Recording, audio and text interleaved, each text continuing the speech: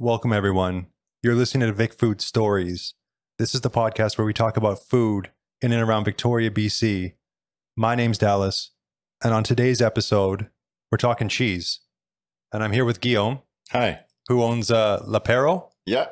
Or what's the pronunciation? L'Apéro. You did it really well. You did it really well. The R. I have a hard time with the R. Yeah, no, that's fine. I like it. Thank you very much, dude. So how you doing? Good. Fantastic. I'm stoked to have been linked with you because I know that you know Jan. Yeah. And it's Jan, right? Yeah. So I've been pronouncing his name wrong this whole time because I call him Jan. But you know Jan at Bon Macaron. Yeah. And you know Kyle and Shane. Yeah. Who you're actually now located in their space. Yeah, exactly. And they were on the last episode. They own Haas Sausage. And so you're in the space here with them. Yeah. So I'm selling cheese in the space. We partner up to sell meat and cheese. Yeah. And at some point, we still soft opening, but the big opening gonna be in September. But we are gonna have everything you need to build a cheese board. And so, tell me about L'Apéro. Tell me about the company. So what's your sort of your goal behind the company? What's your goal? My goal, how to say that? I'm passionate with cheese, with the diversity in cheese, and I'm always a little bit sad when I see people always eating the same cheese or doing the same cheese board with the same accompaniments. And me, I just want to bring cheese to people's life. You know, some diversity. It's extremely interesting, cultural in a cultural way because it's a 10,000 years of history cheese. So you have a lot of stories. Grew up with man. The first kind of food the man craft was alcohol and cheese. So that's really interesting. And I just want to share with people the diversity in cheese, to discover new taste and to enjoy a good moment. And it's not even like just necessarily cheese, but when you do pair it with alcohol, like that's a whole nother level, right? Yeah. Like the combinations you can get going are pretty insane. Or combining it with meat. Yeah. Combining it with lots of different stuff. So you have some little rules when you combine cheese. Oh, I'm sorry. That's okay. Actually, you have a lot some rules when you combine food in general and other food or food with alcohol. Yeah. And with cheese and wine, for example, it's pretty interesting because both are very sometimes deep in taste or different in taste. So when you mix them together, when you put them together, you'll have a new cheese. Some combination gonna reinforce the taste of the cheese. Some other combination gonna reveal some taste of the cheese. So, and in the opposite, the wine gonna be different too. So when you have a good pairing, it's when you have a cheese and a wine. When you combine them together, you have new taste in your mouth. So that's what's interesting in pairing. And you can pair with food too. Yeah. So pairing with food, you have some basic rules. Same things than for pairing wine. It's you don't want to overpower the cheese or overpower the food or the wine you pair it with. So, for example, a mild cheese, a young brie. So a young brie can be pretty mild. You don't want to combine it with a big, bold red wine, or it's gonna just kill the cheese and you won't taste anything. Red wine in general don't go the best with cheese. So there's some cheese going really well with red wine, but most of the cheeses goes well with white wine. Okay. Yeah, it's a misconception. Usually people think cheese, red wine. Yeah. Why do you think that is? Because red wine often is really powerful. Yeah. And you have some tannin in it. So when you have tannin, tannin won't mix really well with fat. And the fattiness in the cheese won't go really well. Okay. So when you want to have a big, bold, very tannic wine, you want to pair it with a big, bold, very strong cheese like a blue or a strong Epoisse, for example. So there you can pair it with red wine. But most of the rest goes really well with white wine, like goat cheese. Gonna go with a acidic and crispy white wine, so you have some combination like that. That's really interesting. So obviously it depends on the cheese what you're going to pair it with. Yeah, there's not really sort of like a universal item that pairs with across the board, is there? Yeah, you have two wine because obviously if you have a board with 5 cheeses, you won't open 5 bottles, you know. Well, you could. You could if you have a lot of people. Drink responsibly, but 100%. or not. But it depends. But no. So there's some. You can have a Riesling with a good balance between acidity and sweet and sugar. If you have this good balance, it can go with a lot of cheeses. If you prefer to have a red wine, a Pinot Noir, not too tannic, can go really well with a lot of cheeses. So those 2 wines can go with a lot of cheeses. Awesome. And so with the company, what are the different services that you are offering and will be offering? So we used to, pre-COVID, we used to do workshops in different places in town. So in cheese shops and in a restaurant or cafe. So COVID happened, so we changed a little bit our services. We partner up with House Sausage, so we sell cheese here. Cheese and accompaniments, and soon we're gonna sell cheese equipment too. And oh, really? Yeah, like knife and boards and. And pre-COVID, were you planning on finding a spot like this, or were you just doing those sort of workshops at different places? No, I was just doing the workshop, but I was starting looking for a share kitchen to develop my business and to have new services and sell cheese board. So now on the website, you just can go on the website and you have a choice of cheese board you can pick from. You can customize them. So when you go on the website, you have lots of add-on. You have macarons, you have House Sausage meats. Obviously, I love their meat. So you can add 1, 2 House Sausage meat. You can add some duck foie gras they do, which is fantastic. And you can add olives, etc., etc. So you can really customize your board. And soon, in the next 2 weeks, we're gonna offer like a cheese club. It's gonna call the Collective. So we'll deliver to your door 3 cheeses, half a kilo, a pound, I think. It's about a pound. Pound. Yeah. And we'll always add each month a little accompaniments, something's funny related to cheese. It can be a nice local honey going really well with one of the cheeses you have in your box for this month, or it can be a cheese knife that you can use for a long time, or it can be anything.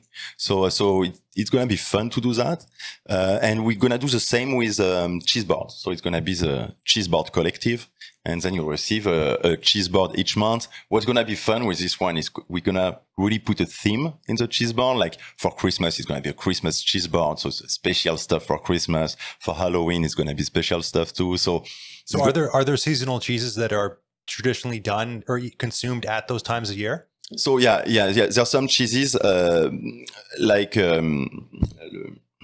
Mont d'Or. Okay. Mont d'Or, it's a cheese, I would say 20 centimeters in circumference, that you use a spoon. So you break the top. It's a wash rind. You break the top and you use a spoon to eat it. Really? So it's a kind of cheese you're gonna use during winter because they are really fatty, they're really rich. And you have other cheese like raclette. I love raclette. We'll probably do some raclette. We already did some pop-up raclette. Do you know about raclette? No. So raclette it's a alpine dish. Some say it's from Switzerland. French people say it's from France, but anyway, it's from the Alps. And basically it's, you have a half wheel of cheese called raclette, but you can use other cheese, which is really interesting too, but you can use this cheese called raclette, and you heat up the top part of the cheese, and then it's gonna melt, and sometimes grill a little bit, and then you scrape it. So in French, you say raclé. So raclette come from there. So you scrape the top of the melted cheese on potatoes, meat, cornichon, bread, and it's just fantastic. Is that it's as good as it sounds, so this is the kind of dish we do with cheese during winter. Okay. And you have other cheese that's just made in summer. Like here, we have a good example here in BC, actually, in Agassiz, Natural Farmhouse. They do a fantastic cheese called Heidi. So it's a alpine cheese too, what's called Alpine cheese. It's a way to do cheese. It's a kind of cheese. So it's like Gruyere. It's a Alpine cheese. So this Alpine cheese is just made during summer because the milk tastes different in summer because the cow, they're grazing in fields with fresh herbs, fresh flowers, fresh wild herbs, etc. So fresh brushes. And so the milk is richer and richer in taste too. So you can see it when you look at a cheese like Heidi, you can see the paste of the cheese is really yellow, buttery yellow. And this you can say right away, this is a summer cheese. And this cheese is only made during summer. So you can't have it all year long, which I love. I love this kind of stuff. So yeah, you have seasonal cheese. Yeah. Okay. And dude, so what's your background with cheese and food? So, well, I'm French. So, it's mandatory, as I told you, mandatory for us to love cheese and which and I just want to say, this is the first episode where I forgot to start recording. So we did like 15 minutes already. And then I looked down at the board and the time wasn't moving. And I was like, oh no. So we're redoing a little bit of this. That's fine. Yeah, no. You look so disappointed. I feel bad for you. I wish you had got like a photo of my face. I was probably devastated, but dude, so thank you. That's why all good. Oh All no, good. we're great. We're great. So what we were saying, oh yeah, my background. So yeah, I was born in Normandy, but I grew up in Lyon. Lyon is the second biggest city in France, and it's a very old city. You have some Roman amphitheaters there. It's a very old city, and it's a city called the capital of food in France. So I have to go there. You have to. You don't have a choice. I love it. Thank you. The next time you go to France, you'll have a list from me to go in Lyon, a list of restaurants to go in Lyon. Oh, thank you so much. So it's a great place for food, but mostly it's mostly my grandparents, because I have one side of my family coming from Alsace, where you have a tradition of cheese like Munster, but not huge tradition of cheese, but a little bit. But they have a huge tradition in wine. So Riesling and Gewürztraminer, for example, come from there. I was introduced at a young age to wine. So I didn't drink wine at 8, I reassure you. But, it was normal at some point that at the end of the Sunday lunch, your grandfather gave you like a little bit of sweet wine in your glass just to taste it. And so I was introduced to wine really young. Yeah. And on my mother's side, they come from Franche-Comté. So Franche-Comté is north of the Alps. It's they have a little mountain they are called Jura. And they're really well known for their cheese. They do Morbier, they do Comté, they do a kind of Gruyere too. So yeah, when I was a kid, I was growing up there. And my family was, well, a lot of family in France, but my family has always... at least 3 cheeses in the fridge. It's mandatory. So which 3 cheeses were always common in your fridge? So we often have a blue cheese. My mother loved blue cheese, so often it was Roquefort. It could be some else, but Roquefort was pretty popular in my fridge. We always have a versatile cheese like a Gruyere. So you can grate it on a gratin, or you can grate it on your salad, or you can just eat it like that, or melt it in a grilled cheese. So versatile cheese. And the last one was often a soft one, a brie or a camembert on the stickier side. We didn't like the too young one because not tasty enough. But yeah, it was. So would one of those 2 types be kind of one if someone was basically looking for something that doesn't really know anything about cheese, that's going to pair nicely with everything? One of those last 2 that you mentioned would be a good choice? Yeah, I think Gruyere is a good one. Okay. Gruyere is a good one because the taste is not, it depends. If it's a old cave-aged Gruyere, it's going to be a bit stronger, but it's never going to be stinky or never going to be pungent or strong as a blue. Never. So Gruyere is a nice one. It's a nice in middle, we'll say. Okay. And the name of the company? Yeah, L'Apéro. Yeah. So what does that mean? So L'Apéro, it's kind of a tradition in France. When you're young and you're working with your friends, after work, you're gonna say, okay, let's have L'Apéro. So we go out. someone's place or in a bar or anywhere, and we have some food to share. So very often it's cheese and meat and boards like this, and some drinks, and we just speak about. Well, we are French, so we speak about love, politics. We fight a lot, and then we're friends again. So it's really French tradition. But every age can do that. Older people, they always do l'apéro before the meal. They're gonna have some little bites to it with a drink, and then they have dinner.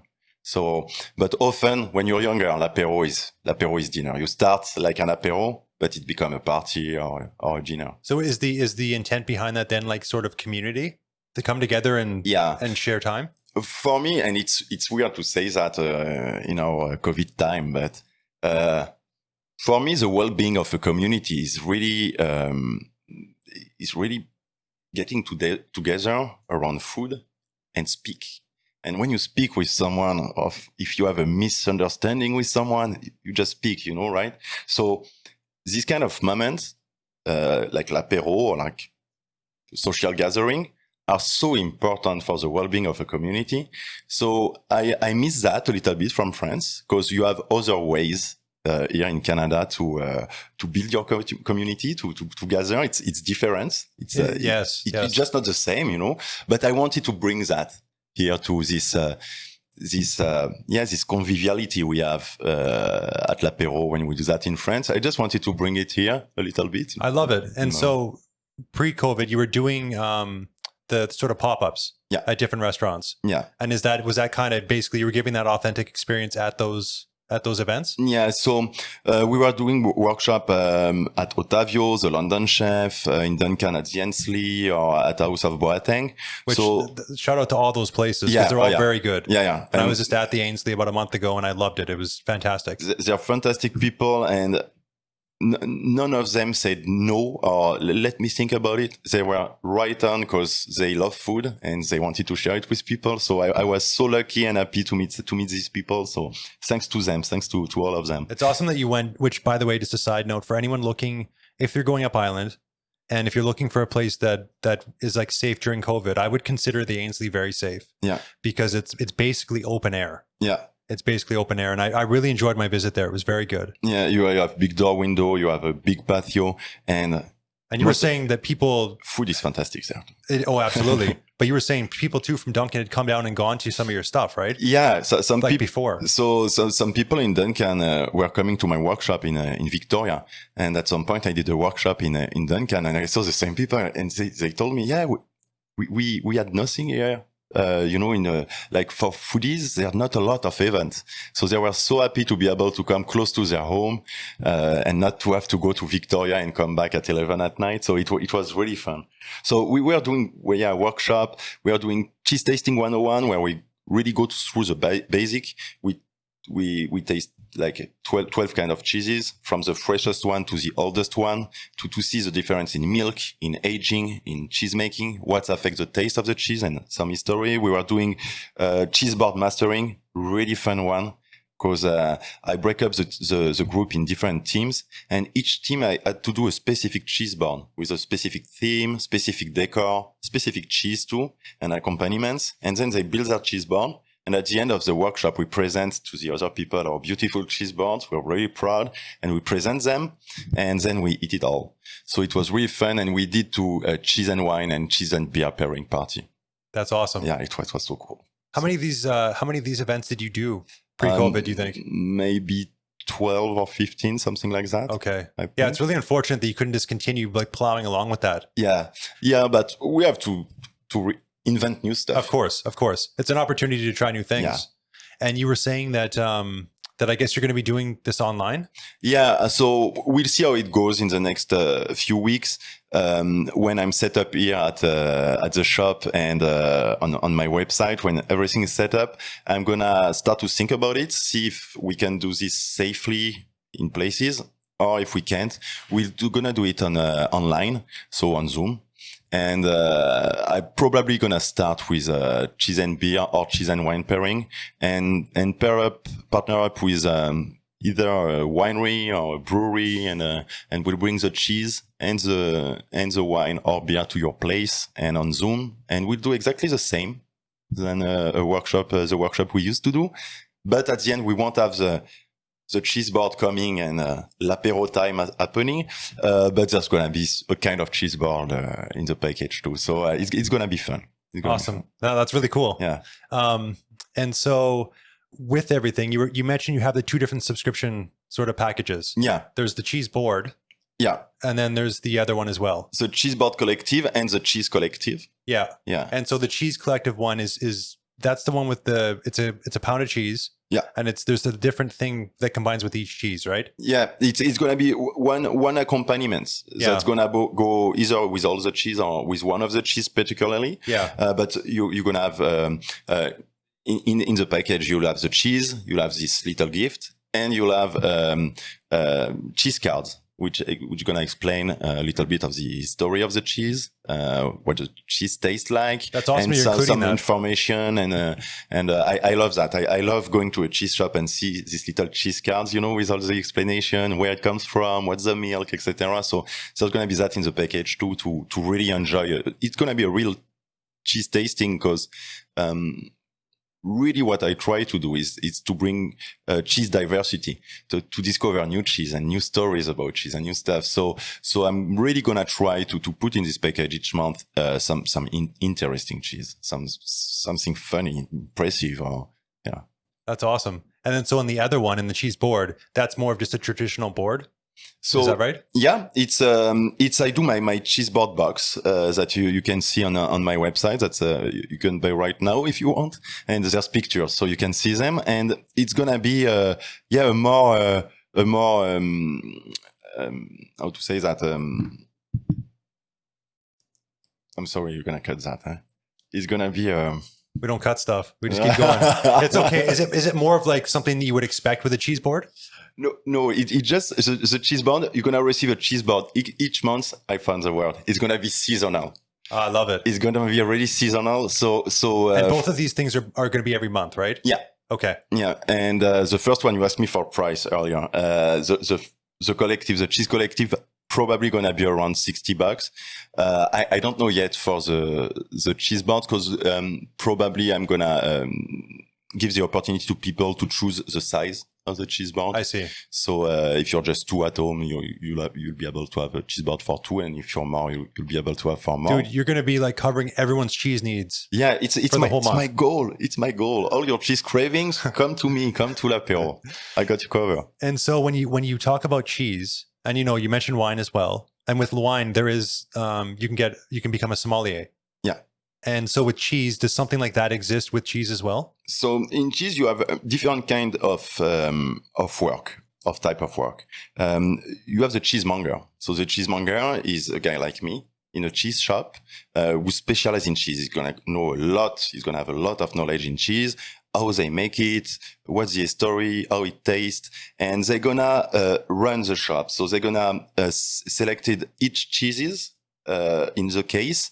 So there is a nice diversity of cheese, and it makes sense. You have some goats, some sheep, some cow. You have some old, some young. You have some blue, some washed rind. So you want this diversity. And sometimes the cheesemonger gonna transform the cheese a little bit. For example, I smoked a Gruyere a few weeks ago. Or he's gonna age them a little bit more if they come young. For example, you often have a young brie coming, and you want to leave it a little bit in the fridge and see how it evolves. So the monger gonna do that, and then you have the cheesemaker, and the cheesemaker it's actually the guy who's gonna actually make the cheese, and it's different kind of study. So this is for Europe. In North America, I know there's a cheese certification. Which is more, I would say, more general. You have a little bit of everything. You learn how, when you're a monger, you have to learn a little bit how cheese is made, because a lot of the taste of the cheese comes from the way it was made. So you have to understand it, and you have to know it. So they do that, with the cheese certification. I think it's in San Francisco, they're based. And, are you making any of your own stuff? Am I making my own, own cheese? My own cheese, I did at home. Okay. So I wanted, when I did a workshop at a class, actually, it was more a class than a workshop at the London Chef. And they wanted me to. It was all new for me, so I asked them, well, what do you want me to do a demo at first and cook with cheese because it's a cooking school? And they said yes. So I was thinking, okay, maybe I'm gonna make them make cheese. And actually, I each time I tried at home, I was a little bit disappointed. It's not that easy. Yeah, it's really hard, right? It takes time. Yeah. It takes time. You have to have the right milk. You have to have the right bacteria to put in the mix. So it's the cheese you can do really quick at your place with your regular stuff. It's never gonna be as good as a real cheese made by a cheesemaker. But we did some nice stuff. You can cook a lot with cheese, actually. For example, I did macaron. We talked about Yann and Bon Macaron earlier. Of course. So I asked Yann, because he do some macaron with cheese. He's doing one with blue cheese and pear. Yes, and, that one's really good. Yeah. It's surprising, eh? Yeah. How people are always scared of blue cheese, but when you pair it with something sweet, then you have the minerality coming and you have something new coming. It's a taste that you don't taste a lot. I mean, it's really interesting. People are really like you said, like kind of scared of blue cheese, and it is definitely a very strong flavor. Yeah. But one of the things that I really love is like a blue cheese and a lamb burger. Like those two combined. Yeah. Because like lamb by itself is also, some people are put off by sort of the flavor of the meat. It's very strong. Yeah. With the blue cheese, is it normal do you want to pair something else with it that is very strong? Yeah. For example, a blue cheese with a smoked meat gonna go really well because they're both strong. So not one of them gonna overpower the other. That's what I was thinking. Okay. Yeah. So you want to do that. And same thing with when you pair it with wine or beer. A nice pairing with beer is a stout with a blue cheese. It's really nice. Really? Personally, stout is not my favorite kind of beer. Yeah. But when I have it with some blue cheese, I love it. Yeah, it's really worth it. I can't wait to see the pairings that you come up with local companies. Yeah. I'm going to try to work with Category 12. I'm going to try. I didn't ask them yet, actually. Maybe I should not tell it. I didn't ask them yet, but they have a nice way. I like well, you're giving them a shout out at least. You want to work with them? Yeah. Oh, yeah. Okay. Yeah, I like their way to make beer. They really put a lot of thinking in taste-wise. When I see that they age some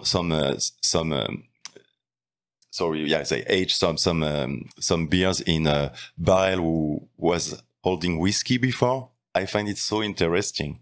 They have a really nice approach, I think. There's a lot of thought behind what they're doing. It's doing with purpose, with intent. Yeah, it's really, exactly. Yeah. And so in town here, because you've been here for a while, right? Yeah. 8 years. 8 years. And so in town, have you been working with cheese the entire time? No. My background is really, I work with kids for 18 years. I was specialized educator in France and specialized teacher assistant here in Canada for a long time. Okay. And then I was director of the French community radio for 2 years. Yeah. So you're used to being talking into a mic, right? Yeah. And so at some point, I just realized after I was the director of the radio that I could manage a team. I could find some funds. I could, make things work together and have a big budget and manage this budget. So it's been a while. I wanted to change. I loved working with kids. It was fantastic. I spent fantastic years.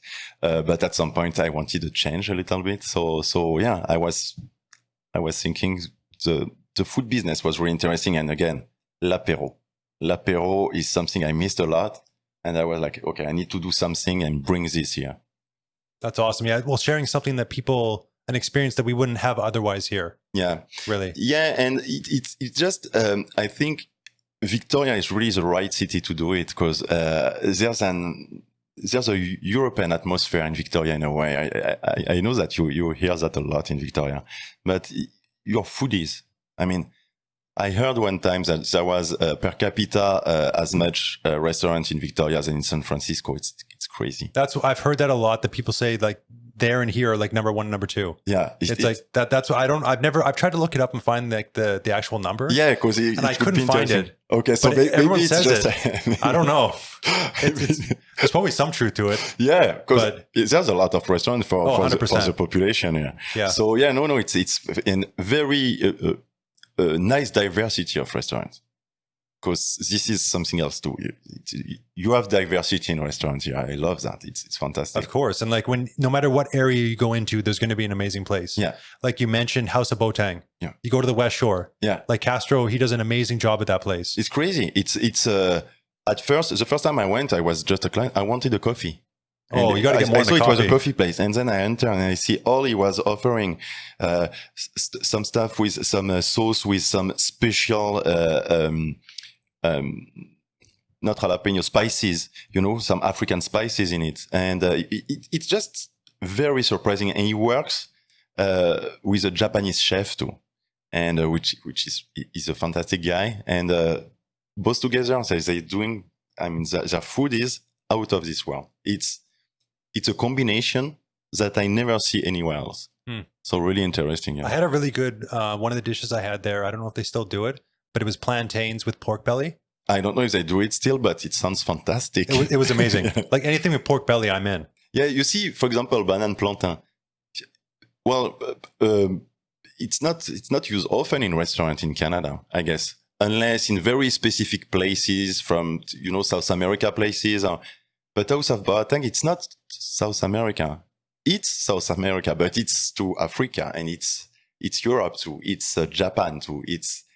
There's a concentrate of cultures there that's pretty impressive. Yeah, anyone that hasn't been there, they need to go. Yeah.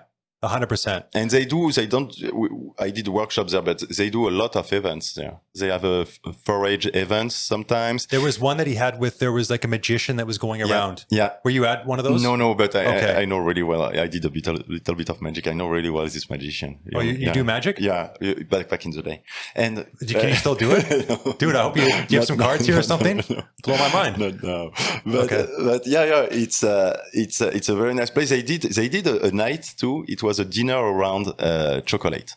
So interesting. So yeah. Oh, I think they had they had the fellow from the Chocolate Project. Yeah. And I'm blanking on his name right now. And I speak to him all the time at the market.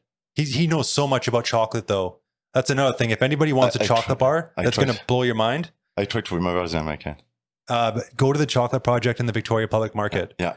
And him and his wife also do the canning project.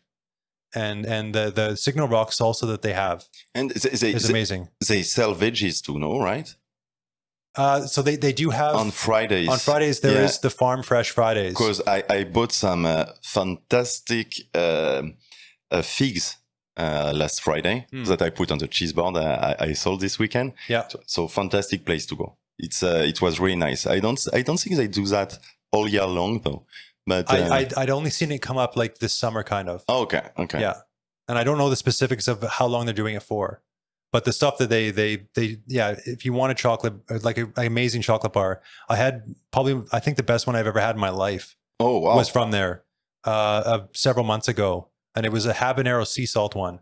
Oh, interesting. But it was incredible. Yeah, I was surprised. I've been to the Cheese and Meat Festival last year, and they paired. There was a workshop. They paired cheese with chocolate, and it was the first time I tasted chocolate with jalapeno in it. It was fantastic. I didn't expect to like it. It was really interesting. Do you like jalapenos? Me, I don't like hot. I like spicy, but I don't like hot. Okay. So I was afraid it was hot, but no, it was spicy. You had all the spice and the amertume. Oh, I don't know how to say that. The amertume in chocolate, it was really interesting. I was really impressed. And he paired it with brie, a goat brie, so acidic brie. It was fantastic. And just that combination again, was that a situation where combining the two together, they both now like sort of mutated into something else? Yeah, exactly. Because the acidity in goat cheese again is going to be fight by the sugar you have in the chocolate, and all the floral taste going to come out with the jalapeno. It's a very good combination. So how would you say that the cheese is in BC and on the island here? How would you rate it? Also, I don't rate cheese because it's like rated your kids. So I won't rate cheese. Okay. No, it's not that. It's like everywhere else. Actually, you know, in France, you have some cheese. I mean, some industrial cheese. You know, it's you have some bad stuff in France too. We were not. But in BC, I think when I'm gonna put it like this: when I started working at Otavio, I was 2 years cheesemonger at Otavio in Oak Bay. Okay. Love Otavio. Shout out to the gelato they have there. Yeah. Oh yeah. That stuff when you walk in and you see the sheen on it. Yeah. This like the shine. Organic BC milk. Yeah. So good. It's made at Otavio. Yeah. All is made at Otavio. So it's a fantastic place. So when I was a cheesemonger there, they separate the cheese case in two cases. You have the international cheese case and the Canadian cheese case. So there I really discovered Canadian cheeses. It was my work. So I had to taste them all. So I taste them all. And I was impressed a lot by Quebec cheese because they have a way longer tradition than you in BC, in cheese making. So they have a wide variety of cheese and they're really impressive in what they're doing. And then I started to discover the BC cheese. And you have Poplar Grove, you have Natural Farm at Agassiz, you have fantastic places. You have Alt Whistle in Duncan. Shout out to Hall Whistle. Yeah, you have Little Qualicum Cheese Factory. You have a lot of places. Little cheesemaker who's doing a fantastic job. So yes, you have some industrial cheese that like everywhere else. It's normal, but you start to have really, and I think it's growing. You have really a growing community of cheesemaker in the Okanagan, here on the island, that's really thriving. I mean, I feel it's just a start, and it's really, really, I'm really happy to see that. At Little Qualicum, they used to have I think it was my favorite wine that I've ever had at the at Mooberry Winery. Yeah, I don't know if you ever tried that because No. I don't think it's around anymore. Oh, it was the one with the wine. It was a wine. Yeah. It wasn't a dessert wine, but I think it was a raspberry. Yeah, they do on the property. They do some fruit wine. Exactly. So they used one of this fruit wine and it was marbled a little bit with the wine. Yeah, so something about the raspberry one. I think it was the dish that I would always make at home, which is like a quinoa salad. Okay. It paired so nicely with that salad. It just did. The two of them together was just like astronomical. Yeah. Fruit often goes really well with cheese. Fruits can be fantastic with cheese. But they have one, I think it's Mont Moriarty that I like particularly. So yeah, no, they have very good cheese. Yeah, I know you're lucky here in BC. Yeah, no, I think we are. But I mean, I don't really know anything about cheese, so I'm just guessing. We all learn all our life. So you want to try some cheese to learn some? I'm down to try some for sure. Yeah? Oh yeah. We do that now? Do you want to do it now? Okay. Is now the ideal time? Are you good? I'm good. Okay. So I'm always ready to eat. You start from the left, you. Okay. Okay. So what we try to do here, it's starting with go from the milder to the strongest. So I'm hesitating between the two last one, but let's start with this one. Okay. So the piece we have here has sort of is that in that dark bit in the middle? Is that the aged bit, or what is that? So it's ashes. Okay. Yeah. So it's a cheese from Quebec called Sorcier de Missisquoi. Okay. And so they put the ashes in the middle. It doesn't bring any taste. It's mostly for the look, but it comes from a cheese called Morbier from France, coming from my grandmother's place in Jura. And so Morbier was made because they were used to make Comté. Comté cheese, it's a big wheel, 100 kilo wheel. It's huge. So big wheel of cheese, but sometimes they had a little too much milk. So after the morning, when they took the milk in the morning, they do a Comté and they have a little bit too much. So they pour it in a bucket and they're gonna cover it with ashes to prevent the flies to come on the milk. And then at night, they're gonna go see the cows, harvest the milk again, take what they need to do the Comté, and the leftover, they're gonna pour it on top of the leftover of the morning. And the ashes are still there. So you have this line of ashes in the middle. It was because of that. It was a cheese made with the leftovers of other cheeses. Okay, so you get kind of like a combination of a little bit different days worth or whatever. Yeah. So it's more like, is it more of like a well-rounded? Yeah, no, cheese or it's really it really, they use the milk leftover to do a new cheese, but they never use a regular milk to do it. It's just, I don't know, it was a tradition. Now they do proper Morbier with proper milk and stuff, but they keep putting the ashes in the middle because it's what makes the Morbier, the ashes in the middle. Okay. And if you're eating cheese, is there anything special you should do with it? First, when you eat cheese, you want to take it out of the fridge, like 45 minutes prior. If you have a very runny cheese, maybe 30 minutes if it's really runny. But you want the cheese at room temperature to have all the taste. And when you taste it, it's always good to smell it first. So it's gonna give you some information. Sometimes you have the rind of the cheese gonna smell really cavey because it was aged in the cave, and you have some hay or some specific aromas. And then when you touch it, you take it with your finger, and when you touch it, it's gonna give you information to your brain of what the fat amount is, what the texture you expect in your mouth. So you can really experience the cheese with all your senses. Some cheese, they have crystal in them when they're old, so you can hear the cheese. Some cheese... What do you mean you can hear the cheese? Because the crystal, it's crunchy part. So I see. It's gonna, we're gonna have one with crunches. You'll see you can actually hear the cheese or the squeaky cheese from Quebec. Yeah. So you can really hear it too. Shout out to the poutine in Quebec City. Yeah. I liked it. I tried it in Montreal and I tried it in Quebec City. I thought that the poutine in Quebec City was better because of the real squeaky cheese curds. And I don't know if that's just the places I went to in Montreal, but they didn't seem to be using those the same as they were in Quebec City. So the cheese curds, it's the cheese curd, the sound it makes, it's because the bond between the fat and the protein in cheese is basically fat, protein, and water. So the protein and fat gonna bond together really strong. And when they work the curds, they're gonna stretch it, slam it on the table, stretch it, slam it. So the bond is really strong. And when you eat a fresh curd like this, your teeth, they have a hard time to go through this bond, and it makes the squeak, the squeaky sound of the cheese. Yeah. So what did you think of this one? So that one right there, the thing I noticed, it smelled a lot stronger than I expected. When I compared the flavor of it, because it was very light, I found the flavor. Yeah. But the smell was I would say smelled a lot more than how much impact the flavor had. Yeah. If that makes sense. Yeah. Because you have, when we eat it, it's still really creamy. Yeah, it was super creamy. So it's gonna get the flavor milder a little bit because of the creaminess. For example, we talked about a strong blue cheese earlier. Mm-hmm. You can have a lot of people that don't really like blue cheese. They're gonna like a Gorgonzola. Gorgonzola cheese, it's a mix between a blue cheese and a brie. So you have some fattiness in it. So it's really creamy, and the creaminess gonna get the cheese a little bit milder. And so with cheese, you always want, like, is it all cheeses that you want to be at room temperature? Yeah.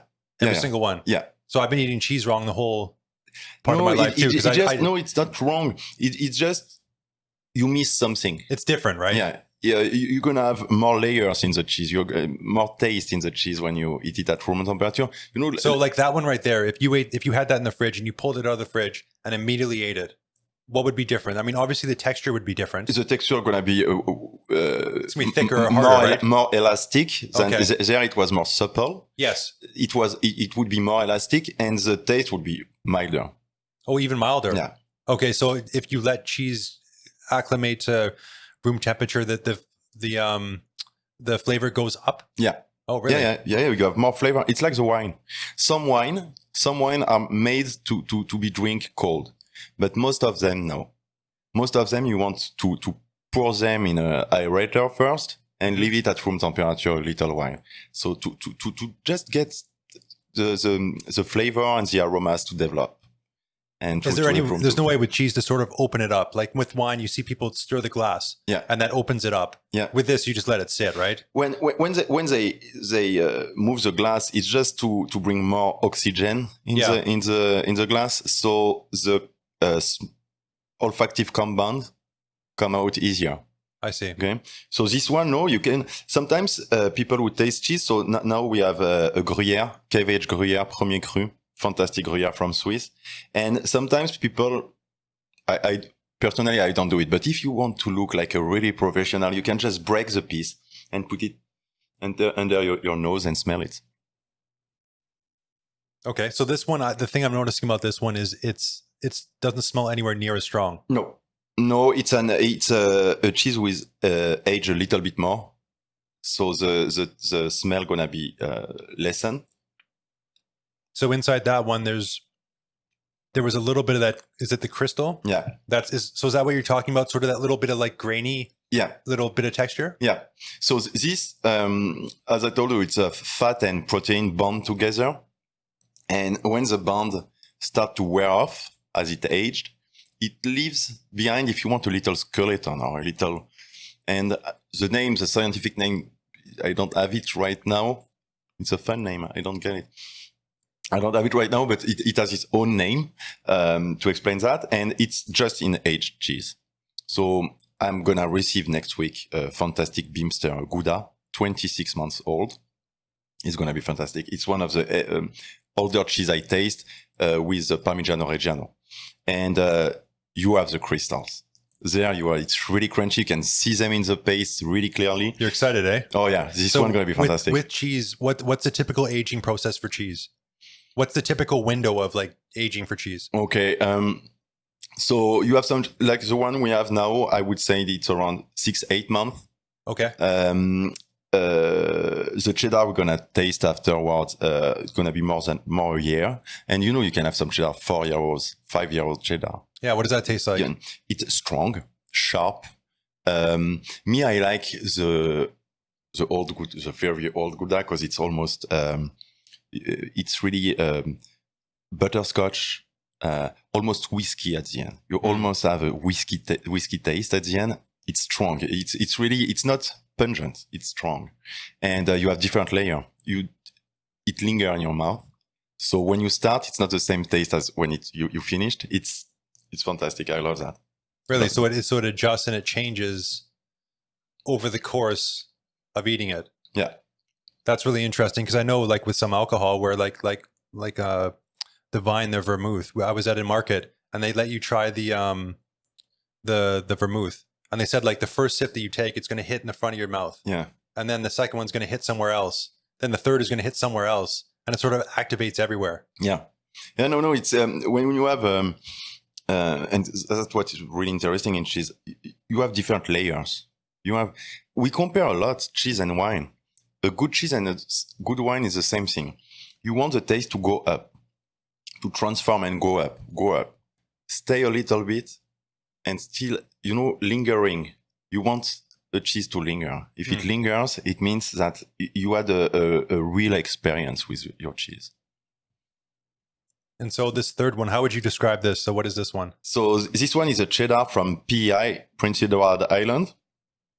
So I chose this one to make you taste because I'm ashamed to say that, but when I first came in Canada, and like a lot of French people actually, I thought that cheddar was the orange stuff you have in a little pouch of plastic that you poorly put on top of a burger.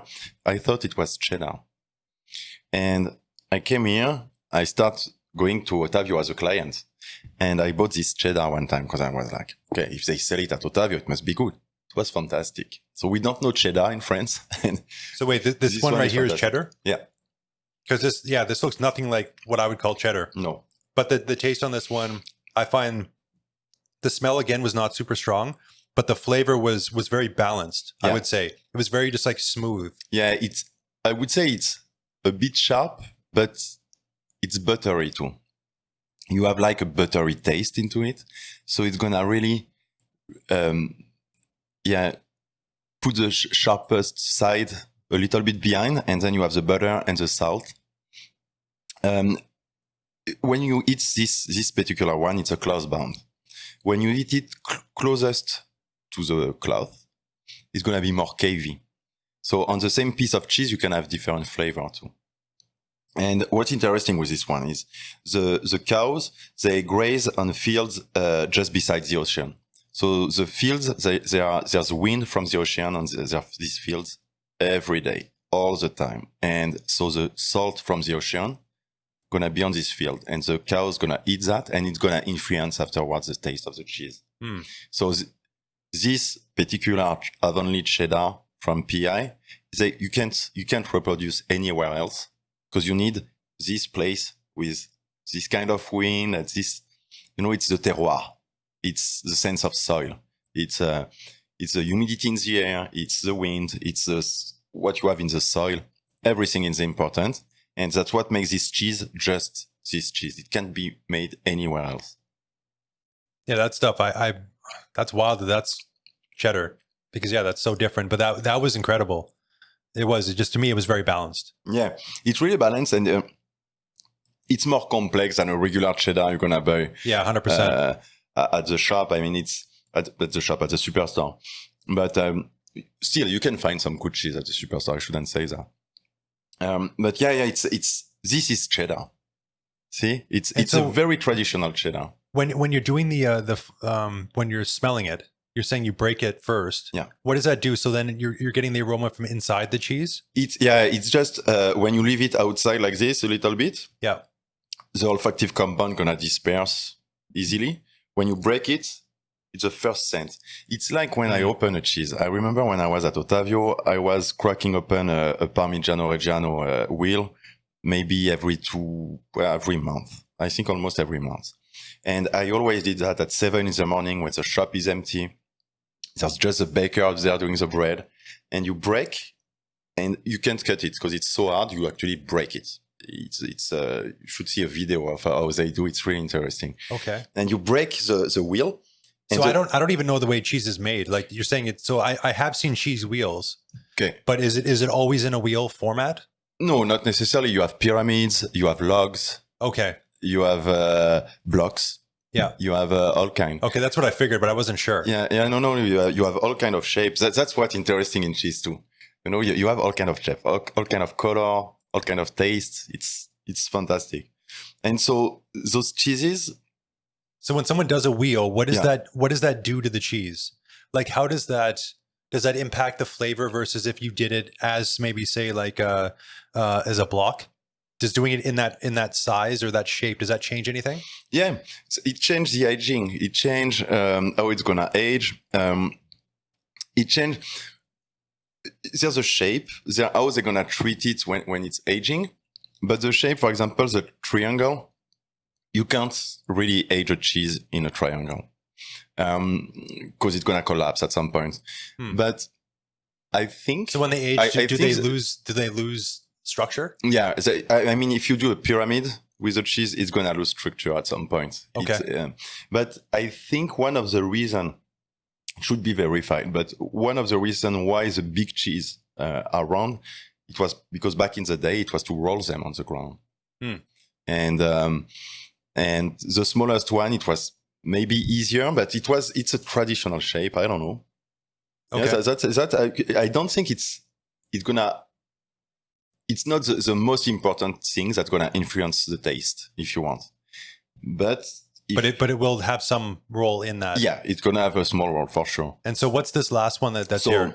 The last one is Murcia al Vino. So when you look, I told you can taste the cheese with all your senses. When you look at the paste, it's really white. It's not mild. It's not mild yellow. It's white. This one almost smells like wine or something to me. It's wine. Okay. Yeah. So it's a goat cheese. That's why it's white, because goats, they don't assimilate beta carotene when they eat the grass. So their milk is always white. Even if it's a summer cheese, it's always white. So this particular cheese comes from La Mancha in Spain. That's wild. Yeah. Because you can taste the goat in there. Yeah. But then you also you can taste the wine. So it's immersed in wine, in a big bold Rioja wine. I've never had anything like that. Yeah, I know. Dude, this one's ridiculous. Yeah, the first time I tasted it, I was like you. I was like, oh wow, because you can distinctly taste all of those different things. Yeah, and it's really floral. You don't have the boozy side of the wine. You just have the fruity and floral smell and taste of the wine. So when you were saying that you were going to include, like in those monthly subscription boxes, you were going to include like a fun one or something. Mm-hmm. This would be an example of like one of the ones you would include where somebody wouldn't even necessarily know that they need to try this. Yeah. Look, this weekend, I love working in a shop because I love the contact with the client. And the other day, last Saturday, client came and she bought some sausage and some stuff. And at some point I said, "You don't want cheese?" She said, "No, not today. It's not. I already have some at home." I said, "Yeah, but you want to taste one? You don't have to buy it. Just taste one." And I make her taste this one. She was amazed. She said, exactly like, "I never taste something like that." No, I didn't know that was possible, because that combination, again, if you're really paying attention to it, you can pick up on all those different things, but together it creates this separate experience. Yeah, exactly. That's what we look for. And it's again the acidity you have in the goat milk. It's gonna pair really well with the fruitiness of the wine. So it's a fantastic cheese. They do it for hundreds of years. So what would you pair with that if you were going to eat it? Oh, this one is hard because That's what I'm wondering. It's already a kind of pairing, Exactly. So I probably gonna pair it with like nuts. With nuts. Yeah, to bring something crunchy, so a different texture too, but to bring a different taste. You have Ooh, I know what I would want to pair it with. Yeah, I think it would want to be one of Bon Macaron. Yeah. The fuzzy peach macaron. Oh yeah, it could work. I don't know why that's popping into my head, but it could work with that little bit of tang or something. You know what? We'll try it next time. Really? Because the tang gonna go really well with the tang of the goat milk. Yeah. And usually when you have acid with acid, the acid neutralizes and it brings out all the fruitiness. So that might be okay. It's a nice one. Yeah. I'm not totally out to lunch. No, you're not at all. Dude, we should try it next time we see Jan actually. I would love to. And you need to come play pickleball. Yeah, I come. I told Jan. They are looking for more people. One thing I used to love growing up was like a grilled cheese sandwich. Yeah. And one thing I always found when my mom used to make them is she would put this raw like white onion on top of the cheese, and then the onion would sort of caramelize, and it wouldn't taste like onion anymore, but the cheese would also taste very different. Yeah. And that combination of the onion with the cheese, I loved in particular. Do you ever eat grilled cheese? Yeah. Oh yeah. And so for you, we have croque monsieur in French, but it's basically the same. Okay. And for you, so like what would be like the ultimate kind of grilled cheese if you're going to do one? Or is there something people could add to their grilled cheese that they might not know they need to do? So there's a very good book on grilled cheese I have. I don't have the name, but the name must be like grilled cheese. But there's a very good cooking book when you have a lot of different ones. Me, I have one cheese that I particularly like melted in a grilled cheese. It's Etorki. It's a cheese from the Pyrenees, a sheep cheese. And it's the paste is really the texture is like a raclette. It's really elastic and it melts really well. And the sheep cheese at this age is fantastic. It's nutty. It's caramel, mildly sweet. It's fantastic. And this grilled with a nice meat, like a nice prosciutto. Mm-hmm. It's a winner. It's definitely a winner. Okay. And onions with cheese. Is there a particular type of onion? I just love it. I mean, me, I like the yellow onion, but I like the eshallot too. Yes. Eshallot is really nice too. For example, I talked about raclette earlier. Raclette is, when I serve raclette, when I did the pop-up at Ottavio for the raclette, I served it with caramelized onion. It's, cause you have this sweetness and at the same time, a little bit of acidity. It goes really well with cheese. I love it. And is there a cheese that you find is sort of the most popular or most common that people want to buy? Here, people love triple cream. Triple cream. Triple cream. Yeah, triple cream brie. It's something people like a lot. Yeah. And what do you think it is about that people love? And is that only for like this area here that it's most popular? Because I would assume every area might have a different sort of like more popular one, right? You know what? I would say, yeah, when I was working at Ottavio, a lot of people asked me for English cheese because they have English backgrounds. So they wanted a Stilton, they wanted a Red Leicester, they wanted English cheddar. Or you have some people, like I told you, that like triple cream or Dauphinois brie, which is really rich too. They like the richness in it. It's a mix between cream and butter. I mean, the texture is fantastic. The taste is fantastic. It's often easier cheese to eat. So it's everybody loves that. It's a crowd pleaser, like you said in English. It's a real crowd pleaser, but it's really fatty too. I mean, it's really fatty. This one is the triple cream. It's they basically add cream to the cheese, so it's See, like that would be one I would love to put on grilled cheese. Yeah, I'm not sure. I'm not sure. No, because I'm not sure. It's. Did you ever do a brie in the oven? No. So you take a brie. So I give you a recipe right now. You take some foil. Okay, you put a brie in the middle. You cut the top of the brie. Okay, just the top. Or actually, you don't have to cut it. Just do a cross with a knife. Okay, just to go through the rind, and then you put some garlic, roasted garlic in it. You put some rosemary. You put herbs that you like. Put stuff like that, and you put it in the oven. Then you take it out of the oven, like you put it at 450. You have a look at it regularly. Take it out of the oven, and you just open it. And how long would this be in the oven for? Maybe 10, 15 minutes. Okay. And you just dip bread in it and you eat it like that. It's fantastic, but it's really liquid. So I'm not sure it's the best one for grilled cheese because it's going to melt everywhere. I see. You know what I mean? It's going to go everywhere. That makes sense. That's why you want a texture. You remember the first one we taste, Mississauga, with the ashes line in the middle? Yes. This is the texture you want for a grilled cheese. Because that wouldn't just sort of fall apart and just go everywhere, right? Yeah, it's gonna melt. It would be elasticy, but not. It's gonna melt, but not leak. You know. So it's a good. This one is a good one too. So what about what's like the weirdest cheese you've ever had? Oh, does anything pop out? Oh yeah. Tom au marc de raisin. So Tom au marc de raisin, it's cow. That's quite the name. Yeah. Marc de raisin, I don't remember the name in English, but you have a name for it too. I'm gonna explain. You'll tell me the name. It's so it's a cheese. They put it in a bucket and they cover it with what's left when you do the wine. You know, all the little crushed grapes. Oh yeah. So it's called marc de raisin in French, but I don't know in English. And they cover the cheese with it, close the bucket, and let it age. And it's actually the alcohol in the cheese that's gonna cook more, a little bit more the curds, and it's gonna age with this around. So when you take it out of the bucket, if I buy one tomorrow, I take it out of the bucket, you have all the marc de raisin, all this little rest of wine making in this, and you present it like that, and the taste it's strong. It's strong in taste. It's boozy in taste. Do you ever carry anything like that? I might at some point. Would that again be one of those things? For now, I'm starting, so it's gonna take a while since I just want you to dive into the deep end of like all these weird things. It just I don't want to scare people. No, I right away because this cheese, I think it's weight like 4 or 5 kilos.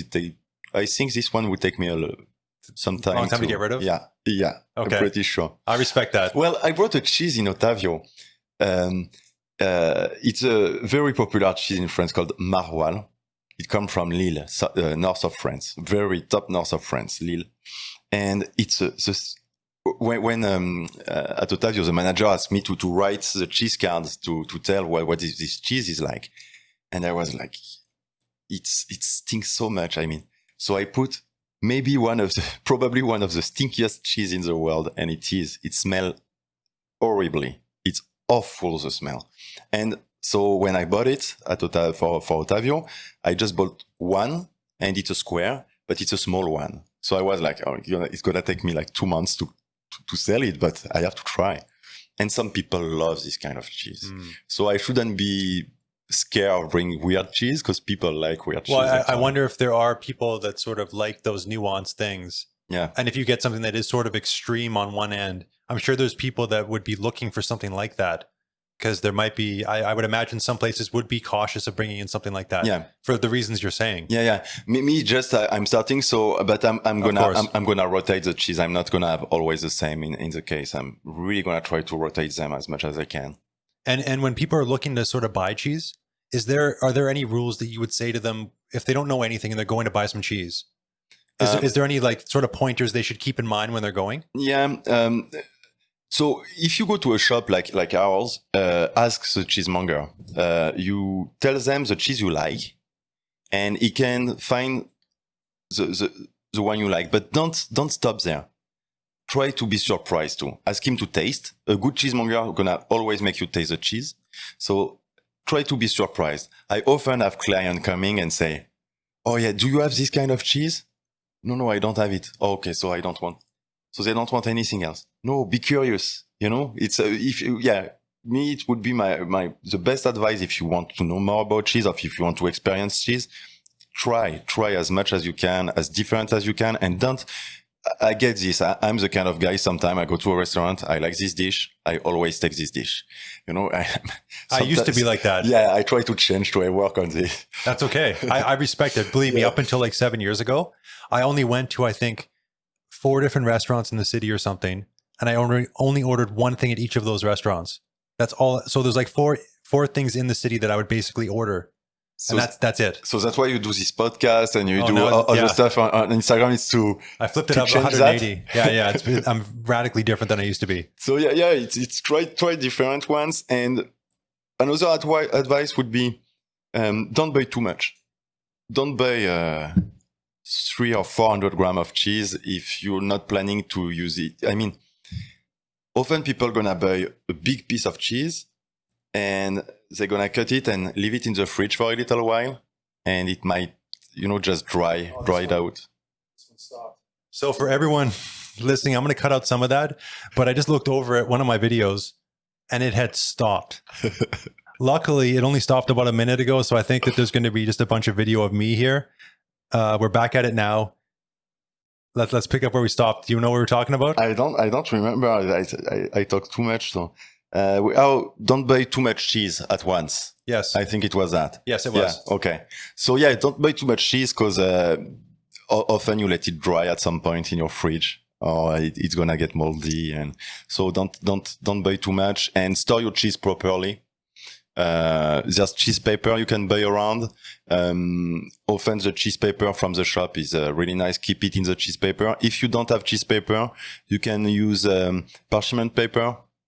But don't wrap them even more small pieces. Don't wrap them in a plastic because the surface is gonna take the taste a little bit. So it's not the best, and most importantly, it's not gonna be able to breathe. And the cheese is a living thing, so it needs to breathe.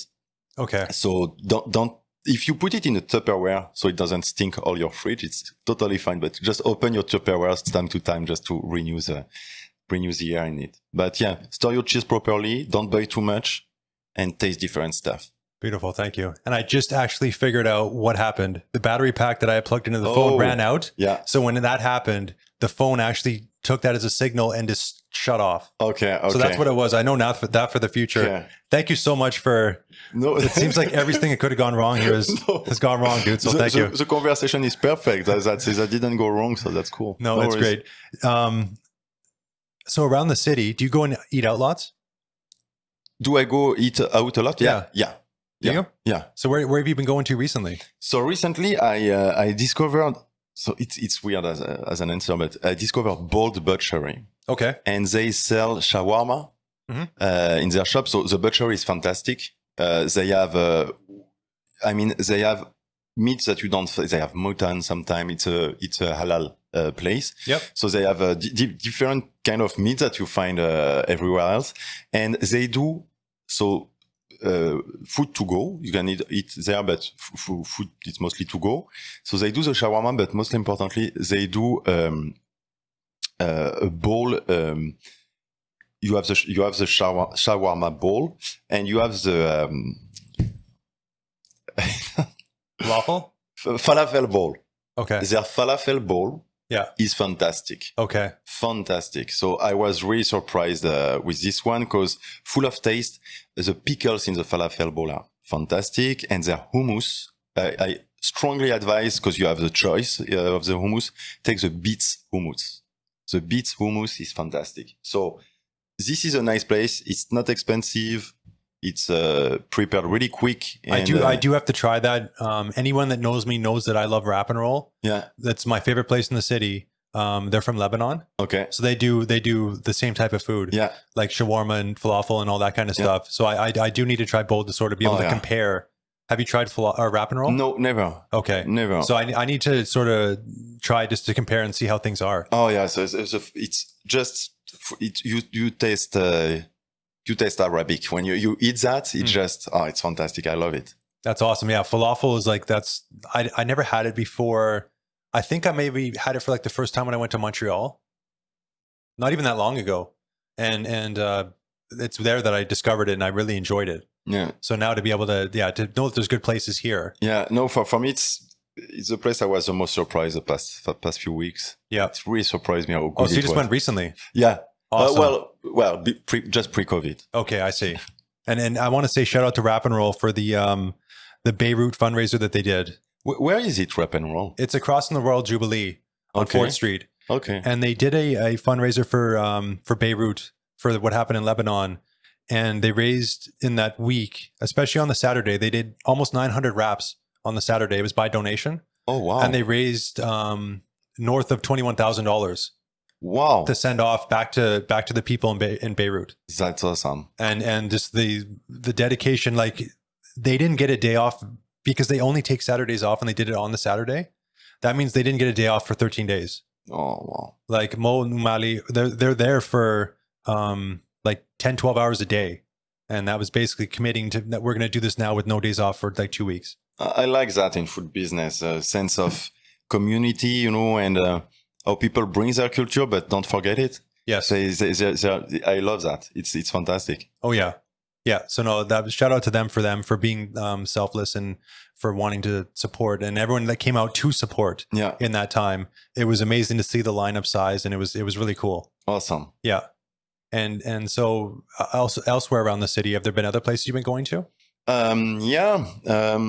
What I liked recently, I've been to Nowhere. I love their duck. I love their duck. They did a duck breast, fantastic. You like Nowhere? Oh yeah, yeah. Don't get me started on Nowhere. I just went there actually in the last week. Okay, and it blew my mind. Oh wow, I've been 2 times. Each time I've been amazed. It's really nice. And the amazing thing with them is that they change their menu so frequently that like I'm going back in 2 weeks, and Clark told me after the meal I just had, he's like, oh, now the challenge is going to be to have a completely new menu when you go back. So, and actually I think that's where Jan went for his birthday last week. Yeah, he told me he went there. That's where they went. So he probably had the same menu last week that I had. And I'm going with Jan. I'm going to Saveur. I never tried. Oh yeah, I haven't been there for quite a while. I really look forward to taste Saveur. I heard a lot of good things about it. It was amazing when I was there. Okay. Yeah, I really enjoyed it, dude. You're in for a treat. Yeah. Oh, cool. You're going to all the good places in the city, man. Cool. Yeah, I try. What's your good place? What's your? Oh, I would beside say Wrap and Roll. Those are the two. Oh yeah. Like honestly, those are my two. Like for me, it's Nowhere or Wrap and Roll. Me, I like Bodega too. I've been in Bodega once, and I went to meet some people, and I didn't actually eat or anything. Yeah, it's Bodega. And chorizo too. This way of eating. With small plates. Yes. Spanish style. I love that. And at Bodega, I love that. The Serrano ham in general is just fantastic. And it's been a while. Last time I've been, took 2 plates of Serrano ham. It was so good. So good. Really? Oh, yeah. I do know they have a good drink game there too. Yeah. With their drinks. Yeah. They do a really good job. Yeah, they have a lot of sherry. Yes, exactly. A lot of sherry. And I didn't know there was such a variety. One time we took a flight and we tried different ones. Mm-hmm. And you can go to dry, to sweet. It's very different. You have a huge variety in sherry. I had no idea. So I learned a lot there when I was there. Awesome, dude. I'm so thankful that people like connected us together. Yeah. Because this is the first time where I've legitimately basically had someone on here that I don't know at all. Okay. I didn't know what they were about. But when Jan and Kyle and Shane basically were like, you got to meet this guy, then it's like, that's dope, because that's an opportunity to sort of meet somebody new. Yeah. And that's one of the reasons why I started doing this, is to be able to find out someone's personality. Yeah. So it's cool now to finally be able to do that sort of live. Thank you. And have a chat and sort of learn about somebody that I don't already know, because I have been sort of playing it safe with these and talking to people that I get along with really well. I already know, like, okay, this is gonna be killer. Let's do this. So this has been amazing, Yeah, dude. oh, that's cool. That's Yeah. cool. I'm happy I was your first one. Dude, I love your energy. Thank you. And I'm excited for people to hear this and sort of learn who you are, and then come into the shop and sort of say like, yo, Guillaume, like, tell me what am I getting today? Yeah. And then you can give them something like that cheese with the wine in it and like blow their mind. Yeah, that's what I like. I like seeing someone tasting a cheese and just opening his eyes and, oh, wow, I love that. I love this feeling. It's awesome. Dude, so if people want to find out more about, I'm not going to try and pronounce it. L'apéro. L'apéro. Yeah. Like yeah, that. it works. There we go. So if people want to find more, where should they go? They go online, aperocheeseexperience.com. So apero, it's APERO. Okay. So aperocheeseexperience.com. Beautiful. And and you're on Instagram? I'm on Instagram. It's Apero Cheese One. And you can come to the shop. I'm on site all Saturday. So Saturday from 11 to 4, I'm here every Saturday. Are you here during the week at all? It depends on the work. I still have a second job. Oh, you do? No, it's just I work with London Chef because I love them. So I still work with them time to time. Okay. But no, I'm not always at the shop. It's just sometimes I have deliveries or I have some stuff to do on the accountants or stuff like that. So I can't be always at the shop, but I'm for sure at the shop on Saturdays. Awesome, dude. I love what you're doing, and I love like the fact that now like I've tried that cheese. But we're gonna have a full dinner at some point, and we'll finish with a nice, proper cheese plate. Okay, that'd be sick. No, not something on the paper. The pictures that you put on Instagram, yeah, like they look phenomenal. By the way, thank you. Those things are super impressive. Thank you. It's the last one. I had one at the beach we took at Macaulay. I have to say, it's my wife who took the picture. Okay, she would be mad if I don't say it. But shout out to your wife for the picture. Yeah, exactly. But basically, at some point, if you have a nice cheese board, taking a nice picture is easy. It's if you have a nice cheese board, nice cheese, nice food on it, it's easy. And so when people actually do get a cheese board from you, do they get to keep the board, or do you rent it, or how does that work? So the board I have it's to-go board. So it's a board you can really use. You can put it for a family dinner or a reception, or you can really put them there because they're beautiful. They're made in wood, but it's a very thin wood. So after you can just put it in the recycling, not recycling, the compost. Okay. Yeah, you can compost them. So, but I have other ones for bigger events that I have to take back. But the small ones I do, the one to go, they are ready to go. So we don't take back anything. At some point, do you think if someone wanted to do something with a really fancy board, is there going to be an option that somebody, if they wanted to actually buy the board and get a custom made thing, that you could get one made and then put stuff on it? Yeah, we could definitely work on something like that. Okay. I do board as I'm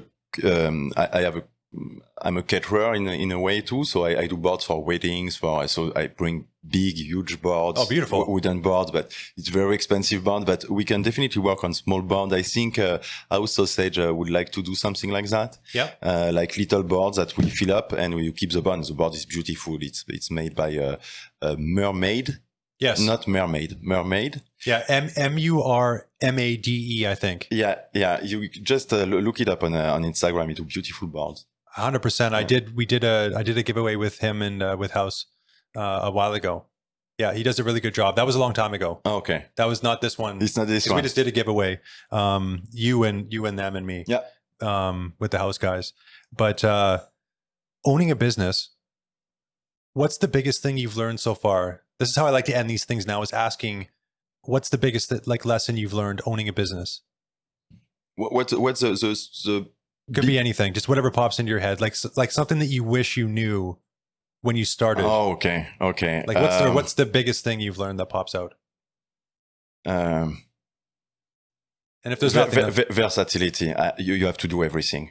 Okay. If you have your fridge is broken and you don't have the money to pay the guy, you have to go under the fridge and try to repair it. And at the same time, if you want to incorporate your company and you don't have the money, you have to do it yourself. So you learn a lot in a very different fields. This is challenging, very interesting, but challenging, definitely. Beautiful. I love it, dude. Thank you so much for your time. Oh, no worries, Dallas. I'm glad we made it through all the different. I just can't believe, like, the first day I was late, then the second day didn't happen. Now this today, but we made it, dude. We made it. Awesome.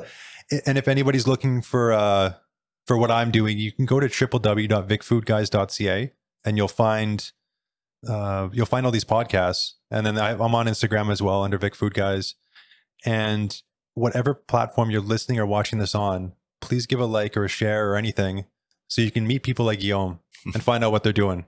Because this is going to continue and I'll be back next Tuesday. Okay, everybody have a good day. Bye.